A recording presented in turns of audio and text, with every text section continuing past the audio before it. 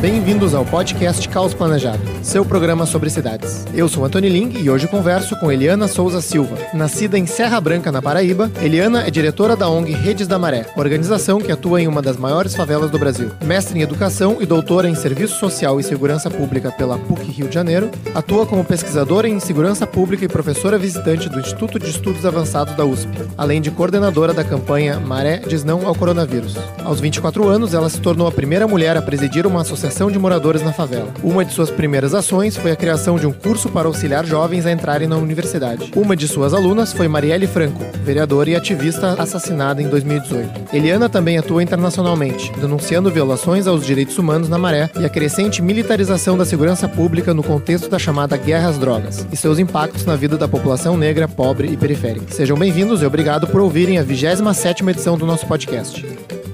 Então, Eliana, seja bem-vinda ao nosso programa. Muito obrigado pela disponibilidade de conversar com a gente. Queria começar, te perguntando onde fica a Maré, o que é e o que faz a Redes da Maré.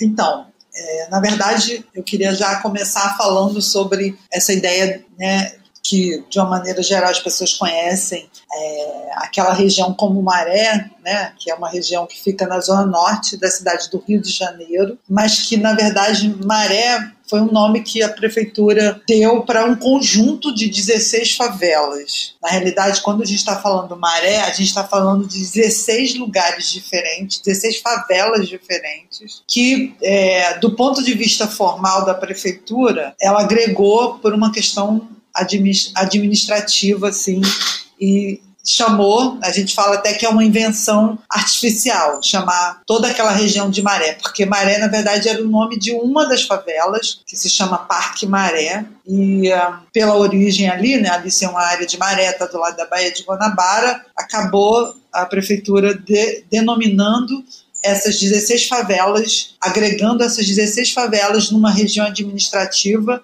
e chamando de Maré tudo, é uma região que vai do Conjunto Esperança, de uma favela chamada Conjunto Esperança, que fica numa ponta da Avenida Brasil, a outra ponta que é Marcílio Dias, que já é uma outra, digamos assim, um outro bairro, A gente está falando de um bairro que começa em Manguinhos e vai até a Penha, no Rio de Janeiro. A Maré está localizada entre as principais vias de acesso da cidade do Rio de Janeiro, então entre a linha vermelha, a linha amarela e a Avenida Brasil. Ocupa uma extensão de 4,5 km, moram 140 mil pessoas e nesse raio de 4,5 km e a gente tem 47 mil domicílios, E aí, assim, a Redes da Maré tem uma história muito ligada à trajetória de como esse conjunto de favelas na Maré foi também se constituindo. Então, assim, é uma organização que já atua assim, há mais de 20 anos dentro desse conjunto de favelas e tem uma característica básica que é ter sido criada por pessoas que nasceram ou cresceram em alguma dessas favelas, como é o meu caso. Eu cheguei com 7 anos de idade para morar na Nova Holanda, que é uma das favelas da Maré. Então, morei minha vida inteira lá e fui presidente da Associação de Moradores. Então, uma outra característica, assim, os fundadores da Rede da Maré são pessoas que têm uma inserção, assim, de longa data em movimentos sociais e movimentos comunitários. Então, a Redes é uma organização que nasce nessa perspectiva de criar uma incidência, nesse conjunto de favelas, no sentido de garantir, de lutar por direitos básicos que não se estabeleceram nas favelas de uma maneira geral e na Maré não é diferente. Então a gente tem uma organização que tem, digamos assim, como missão maior pensar e impactar em projetos de qualidade de vida, que melhorem a qualidade de vida, que transformem aquela realidade em um espaço reconhecido dentro da cidade do Rio de Janeiro, com os mesmos direitos que outras regiões da cidade. E aí a gente trabalha nessa perspectiva a partir de 4 eixos de trabalho, que a gente pode chamar de eixos, campos temáticos, que a gente pode chamar de direitos, que a gente gostaria de contribuir para que esses direitos se estabelecessem. Então a gente trabalha a dimensão da educação, então um eixo de trabalho, um eixo que agrega projetos é o eixo de educação, sempre numa perspectiva de pensar na educação como um direito que todo mundo deveria ter, então a gente trabalha, enfim, para que isso se estabeleça ali. Um outro eixo é arte, cultura, memórias e identidades. Arte e cultura, num contexto em que a gente reconhece que os moradores, né, os 140 mil moradores dessa região, né, chamada Maré, têm os mesmos direitos e deveriam acessar arte e cultura na mesma dimensão que outros moradores da cidade acessam, né? A gente entende a arte e cultura como algo essencial, como um direito humano que qualquer pessoa deveria acessar, e entende que a arte e cultura, a arte, por exemplo, ela é essencial para a nossa formação, para trabalhar o campo, por exemplo, da subjetividade como algo que deveria ser um direito, né, para todo mundo. E aí, nesse eixo, a gente traz memórias e identidades, porque a gente entende que as favelas, de uma maneira geral, elas são representadas, né, no senso comum, sempre a partir de um aspecto negativo. Então, a gente entende que trabalhar a memória de como essas favelas se constituíram, como as pessoas chegaram ali, como elas fizeram as suas vidas ali, como elas sobreviveram aos desafios impostos às favelas de uma maneira geral, é fundamental valorizar essa história e trabalhar as diferentes identidades que nós temos nessas regiões. Então a Maré, por exemplo, é uma região que agrega muitos nordestinos, pessoas que migraram na década de 70, por exemplo, para o Rio de Janeiro. E aí tem uma identidade própria que a gente precisa entender que a maneira de como essas pessoas moram ali, a maneira como elas convivem ali, a maneira como elas desenvolvem suas práticas culturais tem a ver com essa identidade. Então, valorizar isso a partir de uma perspectiva de potência, né? Do quão potente é as favelas e superar esse paradigma da carência, de que é um lugar de carências. O terceiro eixo é desenvolvimento territorial. A gente trabalha esse eixo porque a gente tem toda uma luta comunitária para que esses direitos muito básicos, para que direitos básicos se estabeleçam, e aí a gente entende que é preciso lutar para melhorar a questão ambiental, por exemplo, é preciso a gente lutar para garantir direitos muito básicos ligados à questão da urbanização dessa região, a questão da água potável, a questão do esgotamento sanitário, a questão de iluminação pública, direitos que são reconhecidos comumente em outras áreas, que na favela os moradores têm que lutar por isso. Então a gente estabelece uma agenda de lutas para que a gente consiga realmente melhorar a condição habitacional, a condição do lixo. E também nesse eixo a gente tem um trabalho todo de articulação e mobilização da população. Então, a gente tem projetos dentro desse eixo, por exemplo, que articula diferentes movimentos locais, como coletivos, como as 16 associações de moradores. A gente cria agendas coletivas de lutas para cobrar do poder público como fazer com que esses direitos se estabeleçam. Então, tem várias lutas muito específicas nesse sentido. E o quarto eixo, do ponto de vista do nosso trabalho, é a segurança pública. A gente, na verdade, o eixo de segurança pública foi um eixo quase que imposto no nosso trabalho, no sentido de que a gente foi aprendendo, seja pela vivência, né, seja por ter vivido, por ter crescido ali. A gente sempre viveu uma situação em que a polícia viola o tempo todo o direito dos moradores ali, dali, né, da Maré, mas também das favelas de uma maneira geral.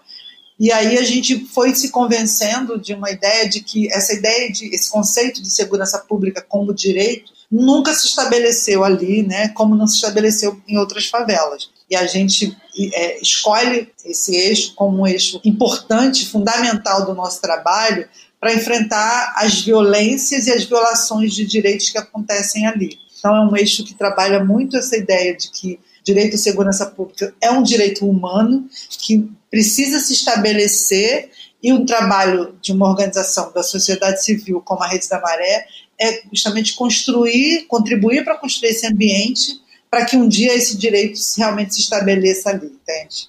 Tudo isso, assim, de uma maneira muito objetiva, esses 4 eixos, a gente tem uma metodologia de trabalhar que é produzindo conhecimento. Então todos os eixos, a gente produz conhecimento, então a gente faz muita pesquisa, porque a gente entende que a produção de conhecimento sobre a favela diz pouco sobre o que a favela é, né, o que a gente tem aí. Então a gente tem essa dimensão da pesquisa como algo essencial para pensar quais são as prioridades que a gente precisa estabelecer, né, do ponto de vista de acompanhamento e metas para a gente chegar a essa missão de melhorar a qualidade de vida. E aí a gente pensa ações, que é o segundo percurso, aí, pensando numa questão metodológica, tem um percurso que é produzir conhecimento, pensar ações concretas, que são os projetos que não têm fim em si mesmo, eles estão a serviço dessa perspectiva maior, e a questão de como é que a gente cria relações, estabelece um fluxo para criar incidência em políticas públicas,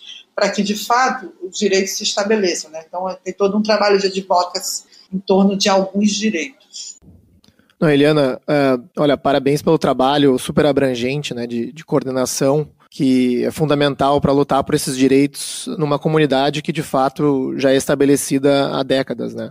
E você falou né, nesses eixos de história, memória, desenvolvimento territorial e na busca por direitos que outras regiões da cidade já possuem, que é um tema que a gente conversa bastante aqui no Caos Planejado, que é essa questão das 2 cidades no Brasil, né, a formal e a informal, né, o asfalto, a favela, né, alguns locais da cidade que são considerados bairros e outros não, né. E você tem uma publicação muito interessante sobre a memória e identidade de Nova Holanda, que discorre, né, que fala sobre a história do surgimento das favelas no Rio de Janeiro, menciona a demolição em massa de cortiços, aquele discurso sanitarista que existia na época, mas a impressão que a gente tem, né, ainda na conversa popular sobre cidades no Brasil é de que a favela é uma realidade assim, que simplesmente acontece, né, assim, é orgânica, resultado de, né, enfim, sim, das nossas desigualdades, mas não de políticas públicas específicas, né? Qual a sua opinião sobre isso, né? O que talvez esteja faltando nessa percepção popular?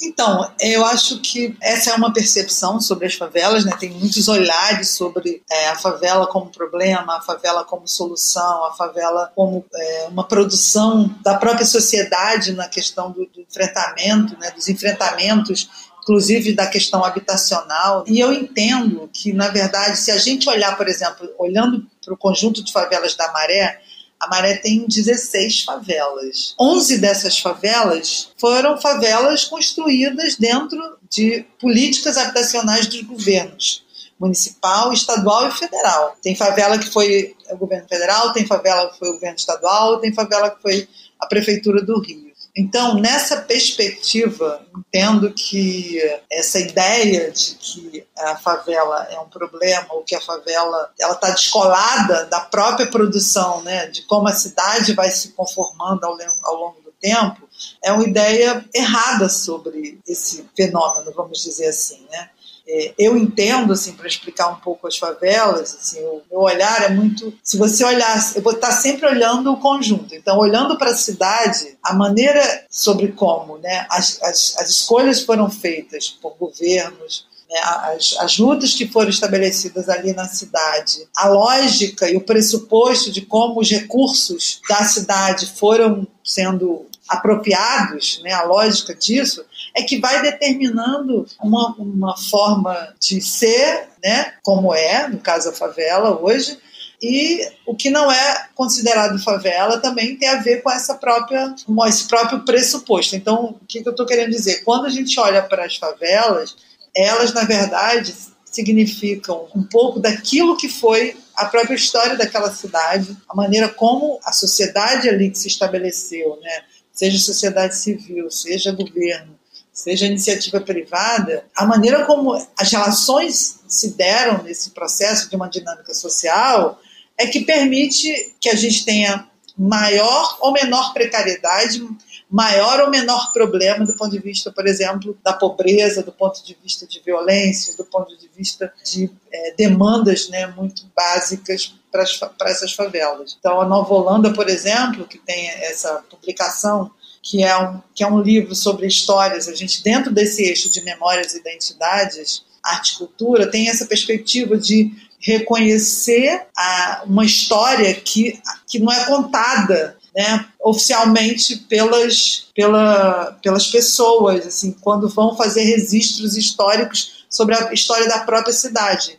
Existe uma invisibilidade de reconhecer que a história que aconteceu ali na Maré tem a ver com a história do Rio de Janeiro, né? Então, você pensa na própria formação da Maré, tem a ver com a formação da Avenida Brasil, né? Uma parte da Maré, a Maré lá no início, quando eram 6 favelas, uma das favelas ali, ela foi toda construída ela se formou a partir, por exemplo, dos trabalhadores que estavam na Avenida Brasil construindo essa avenida, que era uma avenida que abria a cidade, que pegava a cidade de uma ponta a outra, e esses trabalhadores da construção civil que permaneciam ali nessa obra, enquanto essa obra acontecia, ao final dessa obra se estabelecem, né, pegam inclusive materiais de obra, né, de madeira, para fazer suas casas, seus barracos.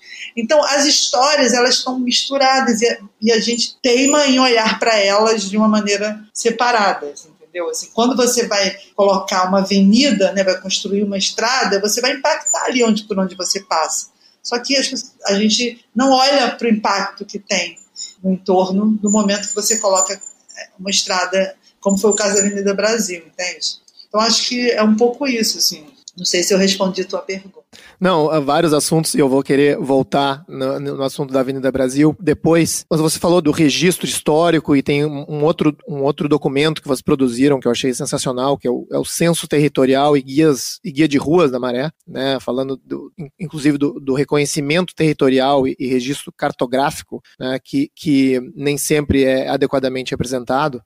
E nesse Guia de Ruas, né, o que eu achei interessante é que fala justamente da transformação de cada comunidade da Maré por projetos habitacionais, né? Conjunto Esperança, Vila do João, Bento Ribeiro Dantas, Vila do Pinheiro, enfim, uma série de obras. E olhando para esses projetos, né, uma dúvida que eu fiquei é se existe uma avaliação de vocês, assim, de qual desses projetos teve mais ou menos sucesso, por quê, e se teve alguma mudança de paradigma, né, depois desses sucessivos projetos, de como encarar, né, o investimento, né, e a retomada de direitos desses locais diferentes da comunidade. Você fala do ponto de vista da construção delas? Sim. Né, dos conjuntos habitacionais, não é isso? Sim. Na verdade, essas 11 favelas em que... por exemplo, a gente chama de favela, e a prefeitura, ela, por ter sido um conjunto construído por eles, né, por esses governos, oficialmente eles não são chamados de favela. Então, assim, aí já começa a ideia, né, do que é favela, do que não é favela, né? E aí não tem muitas diferenças do ponto de vista da construção, apesar dessas favelas elas terem sido feitas em momentos diferentes. Então, por exemplo, na década de 60, a Nova Holanda, que é onde eu cresci, era um centro de habitação provisória. A gente teve, na época, alguns desses centros estabelecidos em algumas regiões, Cidade de Deus, por exemplo, Praia de Ramos. Eram centros de habitação provisória. O nome já dizia, né? Tipo, as pessoas iam para esse lugar de uma maneira provisória, dali elas iriam para outra parte da cidade. No caso da Nova Holanda, uma parte das pessoas que foram retiradas de algumas favelas da zona sul do Rio de Janeiro, na década de 60, governo Lacerda, elas foram para lá, por exemplo, para Nova Holanda. Foi como a Nova Holanda se constituiu como um centro de habitação provisória, abrigava as pessoas ali, elas eram retiradas, removidas de favelas da Zona Sul, como eu disse, também favela do Esqueleto na Zona Norte, onde hoje é a Universidade Estadual. Elas iam para lá e de lá elas tinham que esperar para poder serem removidas por um conjunto habitacional que, no caso da Nova Holanda, foi para Vila Kennedy e Vila Aliança, que é na zona oeste do Rio de Janeiro. Isso foi uma política que aconteceu na década de 60. A Nova Holanda, necessariamente, não foi planejada, né, como um centro habitacional, pelo contrário, era para acabar, não era para ficar ali. e, obviamente, mudou o governo e essa política habitacional não foi referenciada no governo seguinte. Então, uma coisa que era para ficar provisória acabou ficando permanente. Então, assim, eu acho que tem fluxos diferenciados. Aí você tem final da década de 70, o Projeto Rio, que a Maré tinha essa conformação de ter palafitas, então as palafitas saem e aí são construídas novas favelas como Vila do João, o próprio Conjunto Esperança foi nesse contexto, Vila Pinheiros, Conjunto Pinheiros, que são favelas que receberam pessoas que moravam nas palafitas, mas são conjuntos habitacionais que necessariamente não modificaram ou se modificaram de uma maneira que a questão habitacional, por exemplo, ficasse melhor. Pelo contrário, assim, rapidamente se precariza todo o serviço que existe, que é implantado, e você não consegue ver muitas diferenças do ponto de vista de questões relacionadas à questão da urbanização, à questão de coleta de lixo, enfim, é esse tipo de questão. Depois você tem na década de 90 outros conjuntos, né, que são construídos em inícios de 2000, que aí a gente chega a um dos últimos conjuntos, que foi Nova Maré, que foi... É incrível, mas assim, foi um projeto feito por um arquiteto grego que ganhou um prêmio, mas que os próprios moradores odeiam a forma como o conjunto habitacional Nova Maré foi pensado. Você tem uma ideia, ele fez dentro de uma lógica de uma cidade grega, as casas são germinadas e, na verdade, ali as pessoas têm uma dificuldade enorme de ter o seu endereço organizado ali pela lógica como a casa foi, o centro, né, o conjunto habitacional foi construído. Então, assim, nenhum desses processos que afetaram a vida ali dos moradores da Maré, a gente pode dizer que assim, agora a gente teve uma política que melhorou do ponto de vista habitacional ou reconheceu os moradores nesse direito, nesse lugar da questão habitacional, entendeu? Não teve melhoria. Entendi. E Eliana, uma dúvida. Você falou, né, então, que são conjuntos habitacionais, mas vocês chamam de favela. Uma dúvida que fica, né, para quem não conhece a realidade local, o que define, né, essa percepção de favela? Seria a situação fundiária? As pessoas têm títulos de propriedade ou não tem nada a ver com isso, né? Como é que funciona isso?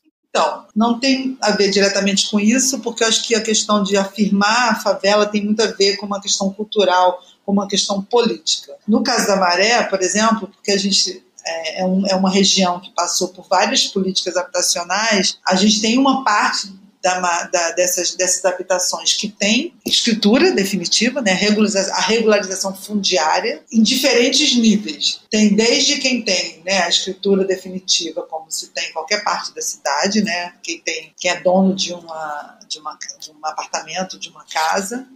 Tem promessa, né, de compra e venda, que deveria ser depois transformada numa escritura definitiva. Tem uma parte que tem o que a maioria, na verdade, acessa, que é justamente o papel da associação de moradores que estabelece uma regulação das relações ali de venda, troca, aluguel. Então, essa questão fundiária passa hoje de uma maneira muito assim, significativa pela Associação de Moradores. Ela é que funciona como um cartório, reconhecendo a venda e a troca e enfim, toda a relação ali fundiária que acontece, entende? Então, existe, na minha perspectiva, isso não é uma questão assim, que já foi uma questão, por exemplo, na década de 80, por conta da remoção de favelas, a luta pela questão fundiária ela era essencial para garantir minimamente a permanência das pessoas, a garantia. Era uma bandeira de luta. Isso perdeu um pouco de força, inclusive da luta mesmo do morador, assim, comum, para permanecer nas favelas, entende?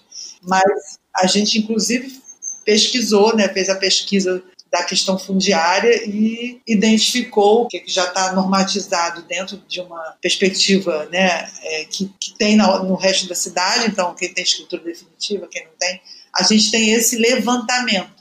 Mas isso precisa da prefeitura para fazer, por exemplo, a formalização disso tudo, sabe? E isso não é uma prioridade da prefeitura, ela não mexe com isso. Então, hoje, quem estabelece esse fluxo dessas relações são as associações de moradores.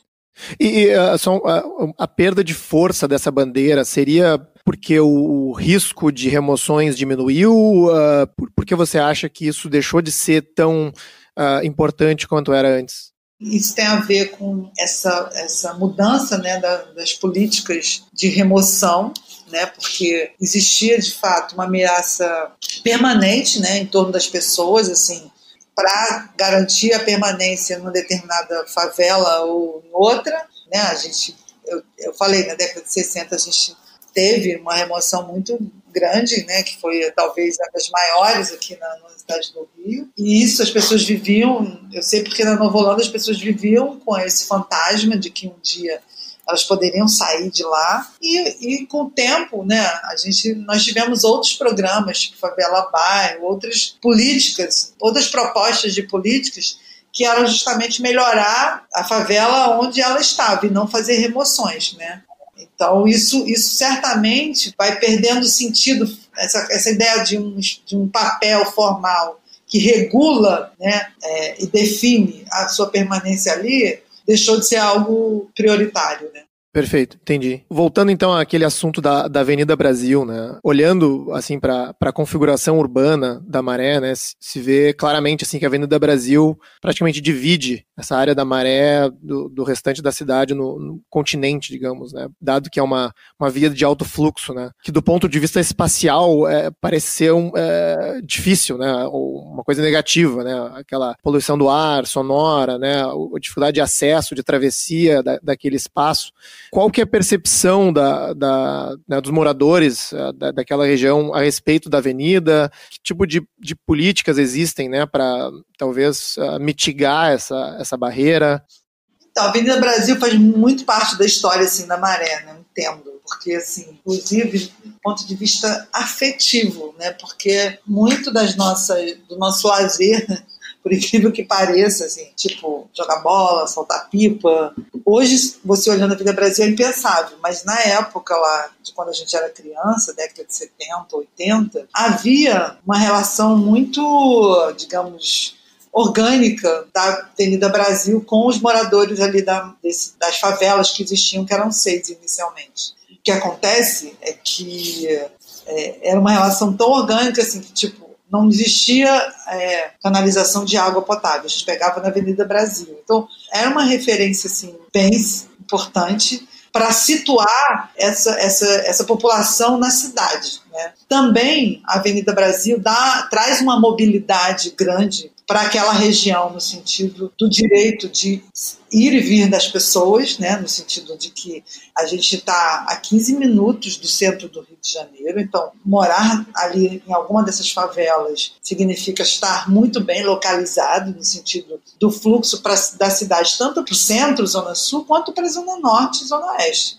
Acho que a Avenida Brasil traz uma centralidade simbólica, no sentido de que você ali está localizado na cidade, você ganha uma mobilidade e um acesso a transporte que é diferenciado de outras favelas que estão, por exemplo, na Zona Oeste, do ponto de vista do tempo e da própria mobilidade. Isso tudo eu estou falando do que significou aquela avenida naquele momento ali em que as pessoas foram se estabelecendo ali, tá? Isso foi mudando com o tempo, que inclusive hoje a Maré está localizada entre a Avenida Brasil, de um lado, e atrás pela linha vermelha, o que traz outras questões e outros problemas relacionados à questão, por exemplo, da saúde das pessoas, porque a quantidade de gás carbônico que é jogada ali diariamente, porque hoje você está entre duas vias, é muito acima do que é permitido, né, do ponto de vista mesmo da saúde. Né? Me chamou a atenção, né, essa parte histórica, lendo o próprio guia de ruas de vocês, dessa importância, né, de histórica de conectar a população com o centro de emprego e como talvez assim a percepção atual, né, da via pode enganar a gente, né, nesse sentido. Mas, Eliana, outra publicação que vocês fizeram foi a pesquisa de mobilidade da Maré, que o que me chamou a atenção é que nessa pesquisa vocês mostram que quase 25% dos deslocamentos para fora da Maré são feitos por Kombi e van, né, que eu acho que na cidade do Rio de Janeiro representa um percentual muito pequeno das viagens feitas, e que mais 60% usam vans ou mototáxis para se deslocar dentro da Maré, né? Então, são meios de transporte que no Brasil são chamados de alternativos, né, são estigmatizados. Acho que cada vez mais há um movimento para restringir essas operações, mas que, né, pelo menos por essa pesquisa, parece que tem uma importância para a população da Maré, né? Você teria como comentar a respeito disso? Como é o uso desse modo de transporte? Sim. Então, essa pesquisa sobre mobilidade tem a ver com esse eixo de desenvolvimento territorial que a gente tem. Quando a gente fez, a gente, na verdade, estava pensando em entender a questão da mobilidade, como os moradores eles têm a sua mobilidade na cidade, né? Entender assim, como a imobilidade não só no sentido prático, né, como a gente está falando aqui, né, do direito de ir e vir, de qual meio de transporte que usa, mas também do ponto de vista simbólico, né, que lugares da cidade as pessoas acessam. Assim, na verdade, essa é uma questão para a gente ainda, né?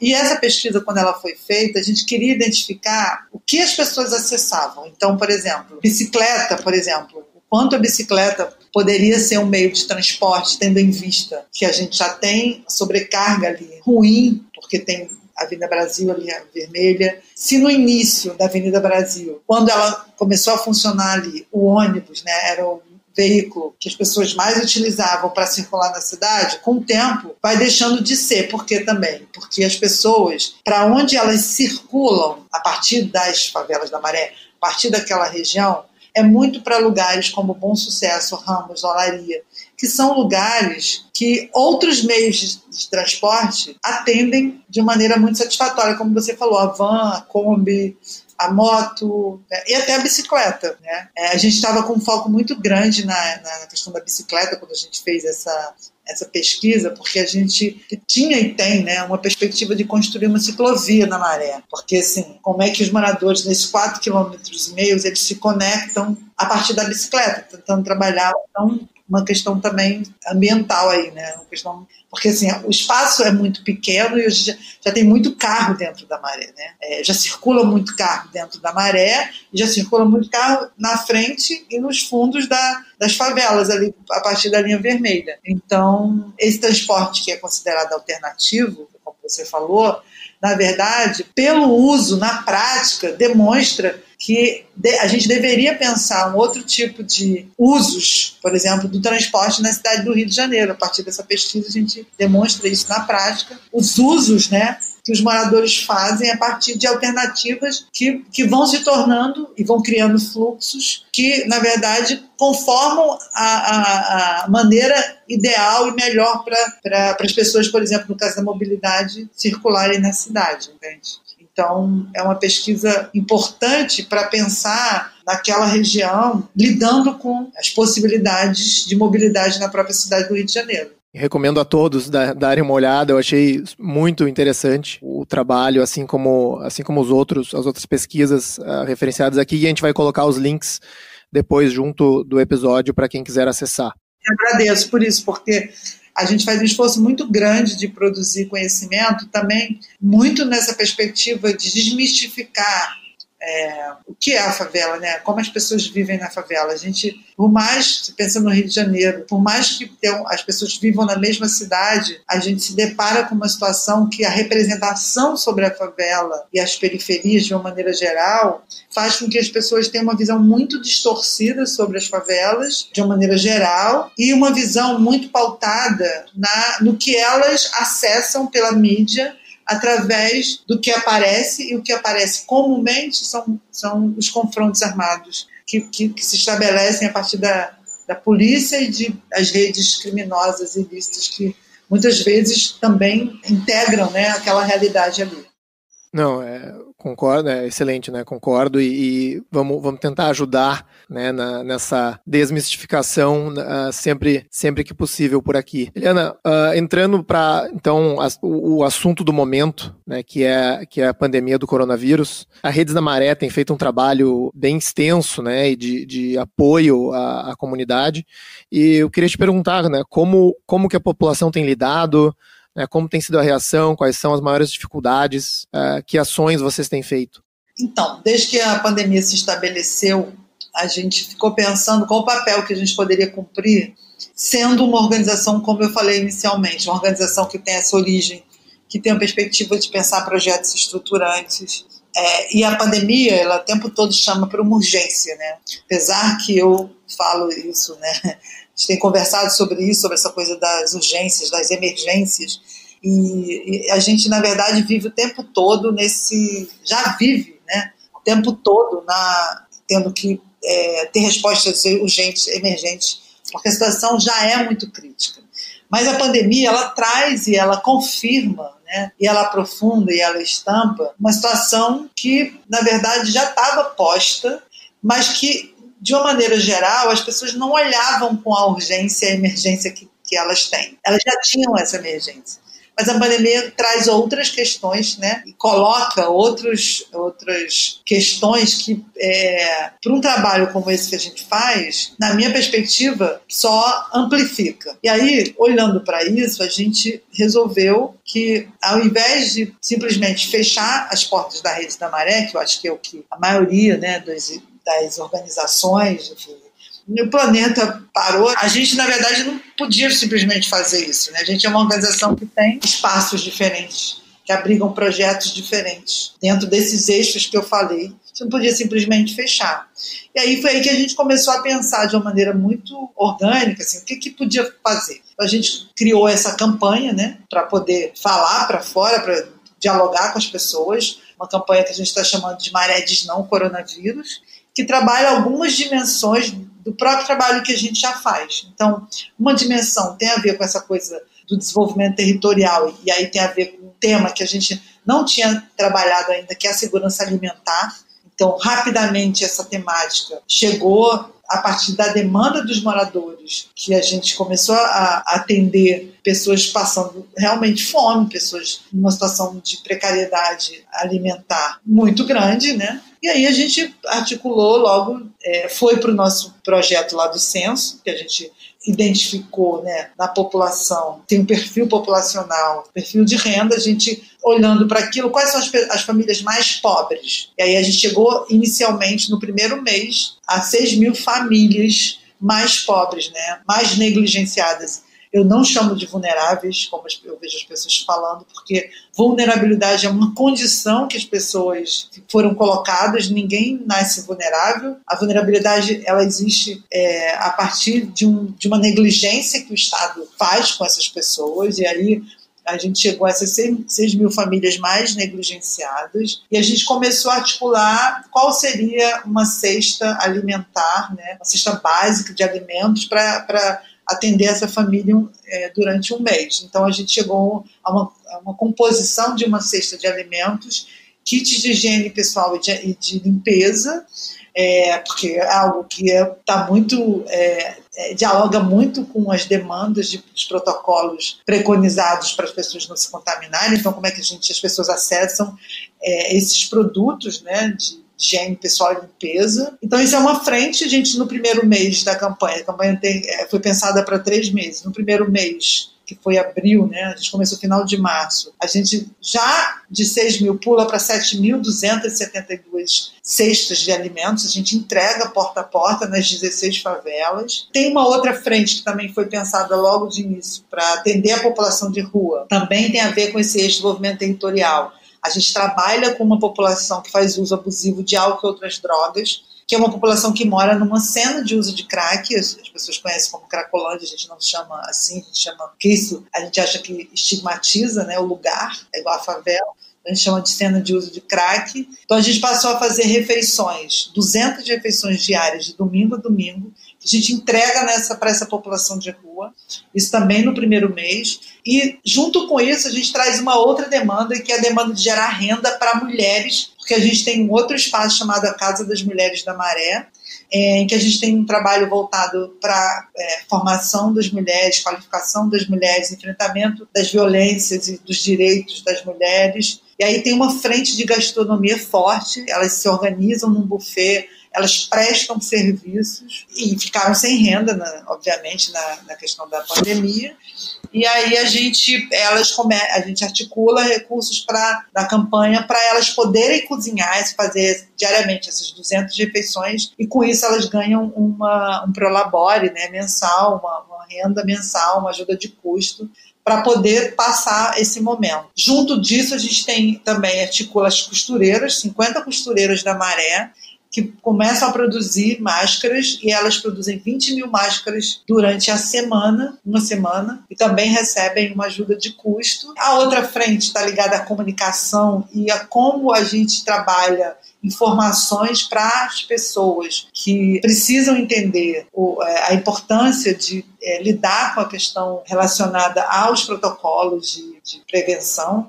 E aí a gente faz uma parceria com a Fiocruz para validar conteúdos que a gente gostaria de passar de uma maneira diferente do que está sendo dito, porque muito do fica em casa, isolamento social, né? Já a gente tem uma situação real que pessoas que moram numa casa de 50 metros quadrados, a maioria, e além disso, né, que é a falta de condição material, você tem pessoas com diferentes idades, né, diferentes gerações moram na mesma casa, o avô, a mãe, a criança, a grávida. Então, como criar isolamento social? E essa é a propaganda que a televisão passa o tempo inteiro. Se eu olho para a minha realidade no meu entorno, isso não é possível. Então, a gente começou a trabalhar uma ideia de redução de danos. O que a gente pode fazer? Então, a máscara foi uma demanda, assim, foi uma escolha. E como passar isso do ponto de vista da comunicação? E aí a gente, a partir dessa parceria com a Fiocruz, criou o projeto Se Liga no Corona, que justamente vai passando conteúdos em que a gente pode amenizar esse processo, né? Muitas vezes entender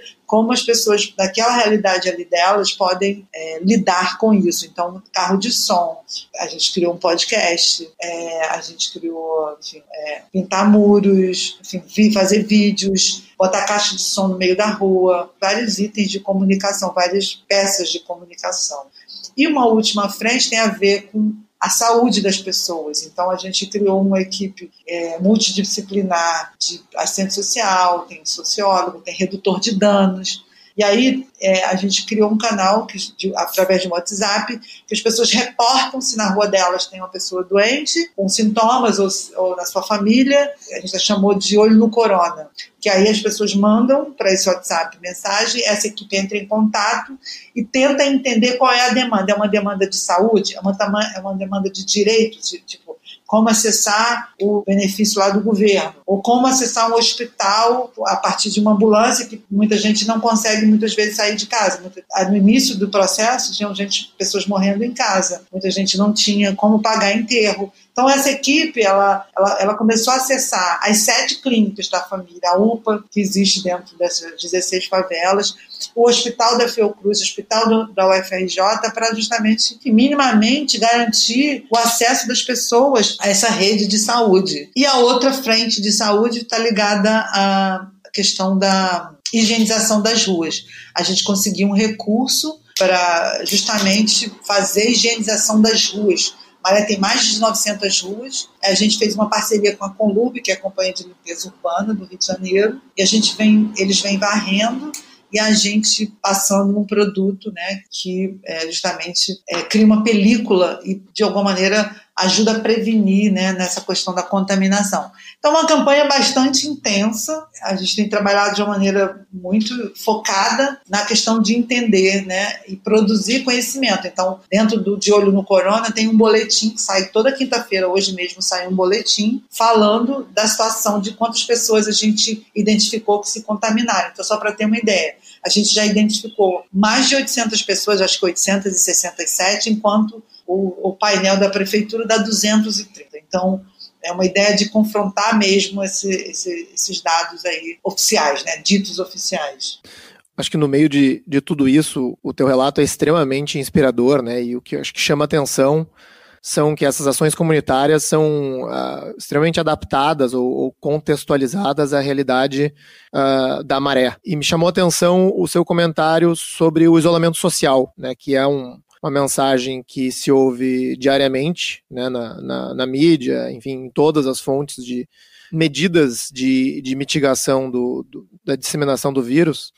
E essa é uma pergunta que eu tinha para te fazer, né? Assim, bom, num cenário de disseminação agressiva do vírus, né? Outros países, né? E principalmente países desenvolvidos, mas também, né, a Índia tomou essa medida de decretar o lockdown, né?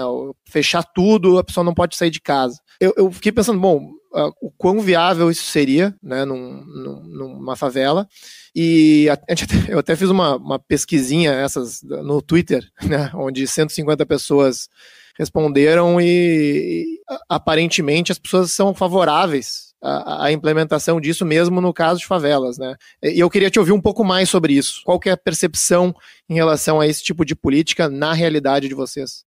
Olha, a minha percepção sobre isso é que se a gente tivesse tido, né, desde o início, uma postura dos governos, em que isso fosse uma medida séria, considerada para enfrentar esse processo, certamente a gente teria uma resposta positiva na favela, entende? Só que a gente não teve isso, né? A gente, ao contrário disso, o tempo inteiro houve um processo de desmentir o que a ciência estava dizendo, o que o planeta, os países nos diferentes continentes estavam dizendo sobre como as pessoas deveriam se proteger, o que seria mais importante fazer nesse momento. A gente não teve essa chance e oportunidade de ter um governo que colocasse a questão do isolamento como algo prioritário para garantir vidas, né? Na minha percepção, assim, a falta de informação, a desinformação, a informação falsa, né, a fake news, quantos áudios eu recebi de moradores me perguntando se determinada coisa era verdade, quando você ia ver era uma coisa assim absurda, né? Pessoas ditas profissionais dando aula sobre essa coisa de desmentir que esse vírus ele não é mais letal que a dengue, né? Uma gripe, Enfim, isso no início do processo, quando o presidente vai para frente da televisão e ele se coloca de uma maneira completamente à vontade, no sentido de dizer que as coisas não eram bem assim, obviamente, eu acho que isso é mais nocivo para uma decisão em relação ao lockdown do que as próprias dificuldades das pessoas, que as pessoas teriam numa favela por ter suas casas muito pequenas, por a rua ser um espaço, né, de socialização e ser a extensão da própria casa, sabe? Eu acho que o problema não foi esse, o problema foi que a gente trabalhou aqui, né, continua trabalhando, a gente está com... as pessoas estão confusas, o que está aberto, o que não está aberto, por que está aberto, o que pode abrir, o que não pode abrir. Então, assim, essa é uma coisa muito séria, porque, assim, a gente confirma mais uma vez que quem está morrendo na pandemia, na sua maioria, são as pessoas que já sofrem negligências em relação às suas próprias vidas, seus próprios direitos, né? Então, assim, a preocupação que se tinha inicialmente com as favelas e as periferias, o que vai acontecer nas favelas e nas periferias, eu me lembro no início de tudo isso, assim, quando o vírus chegar, como vai ser isso, né? A letalidade que isso vai trazer. Só que a letalidade está acontecendo, a gente não está conseguindo medir, porque também é outra questão, né? A gente não tem uma política ministerial que vá realmente trabalhando para mostrar o que está acontecendo, então as pessoas estão morrendo por não ter testagem, você fica essa dúvida, então ninguém consegue, né, fazer a medição disso e ter uma clareza real do que está acontecendo. Então, assim, é uma situação muito séria e o lockdown ele só acontece se você tem o apoio real da população, se a população é convencida de que isso é necessário, independente da condição de quem está numa situação de maior precariedade ou menor precariedade. Entendeu? Eu acho que passam por outras questões, sabe? Não é uma questão de não haver as condições para fazer isso. Porque no início, bem antes de colocar em dúvida o que a ciência está dizendo, as pessoas estavam tentando criar suas formas de suportar esse momento se isolando de alguma maneira. Eu testemunhei isso. Eu vi vários comércios fechados, entendeu? Mas não houve uma adesão, sabe, por quem deveria fazer essa adesão. E criar políticas para dar suporte às pessoas nesse isolamento. A gente não teve isso. A gente está uma bagunça muito triste, né? E realmente, se tem algum tomador de decisão ouvindo aí, né? Acho que o relato o seu relato é importante para mostrar como isso custa vidas, né, e como isso impacta nas comunidades mais negligenciadas, né?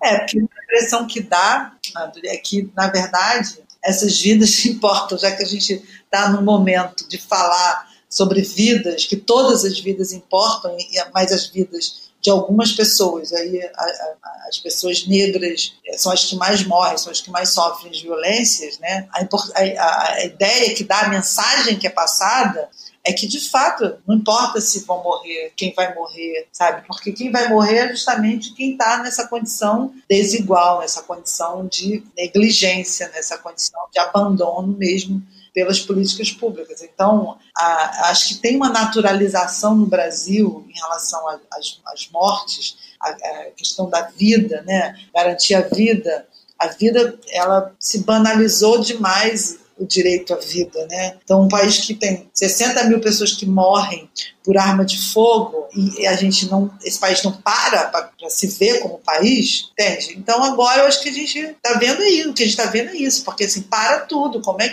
Como que a cada minuto uma pessoa morre? No momento em que cada minuto uma pessoa está morrendo, as coisas, né, os protocolos estão sendo deixados de lado, como é isso? E é o governo que determina isso, e é ele que está fazendo isso. Então, é muito preocupante essa situação.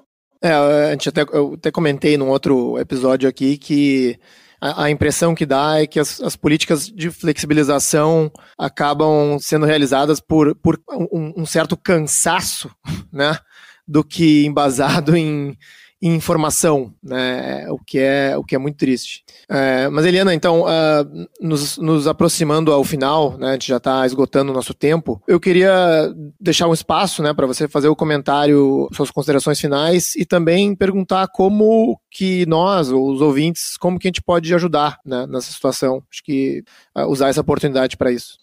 Bom, eu queria usar meus últimos minutos aqui para falar sobre a importância dessa rede que se criou em torno da sociedade civil e também da iniciativa privada, que de alguma maneira vem contribuindo bastante para que a gente consiga dar algum tipo de resposta como sociedade civil, né? E no meu caso da Maré, a gente precisa dar uma resposta grandiosa, assim, grande no sentido mesmo do número, porque, como eu disse, Maré é uma cidade de médio porte brasileira, né, moram 140 mil pessoas, só para ter ideia do tamanho, 96,4% das cidades brasileiras não tem o tamanho da Maré, então é uma cidade de médio porte dentro das cidades do Rio de Janeiro. Então a gente precisa dar uma resposta grande, né, para a demanda que tem. Então eu queria ressaltar a importância de, no momento em que a gente não tenha uma presença do Estado, né, de uma forma significativa, de uma forma robusta para os desafios e o tamanho que a Maré tem, por exemplo,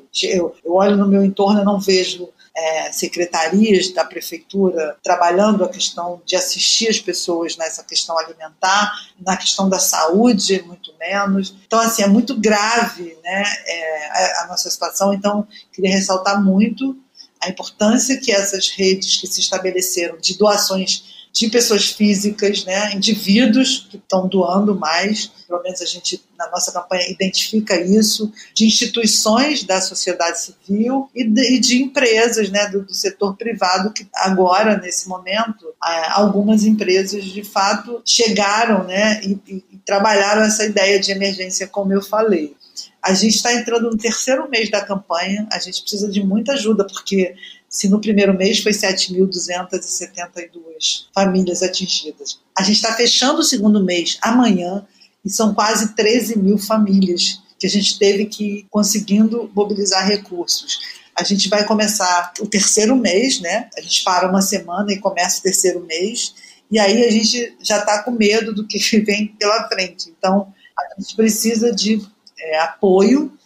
E quem quiser, né, quem estiver aqui nos ouvindo e puder e quiser conhecer mais a Redes da Maré, conhecer como contribuir com essa campanha nesse momento, todas as informações elas estão no site, que é redesdamaré.org.br. Também, se quiser, enfim, me acessar através do meu WhatsApp, que é 21 981661920, e a gente, enfim, acolhe de muito bom grado essa ajuda que qualquer um possa dar, independente do tamanho que seja a ajuda, tá? E obrigada aí pela oportunidade. Não, Eliana, eu que agradeço por reservar esse tempo para a gente poder passar a mensagem de vocês adiante e parabéns pelo trabalho. Só tenho a te agradecer. Esse foi nosso 27º episódio, onde conversamos com Eliana Souza Silva. Você pode encontrar os links para os artigos citados ao longo da conversa na descrição desse podcast. Agora você pode apoiar o Caos Planejado. Visite caosplanejado.com para conferir nosso site e faça uma doação para nos ajudar a levar essa conversa a um número ainda maior de pessoas, com novos conteúdos e em formatos cada vez mais acessíveis. Seja um apoiador premium e tenha acesso ao nosso grupo exclusivo no WhatsApp, descontos em cursos e eventos, sorteios e muito mais. Nossa edição de som é feita pelo Cristiano Botafogo.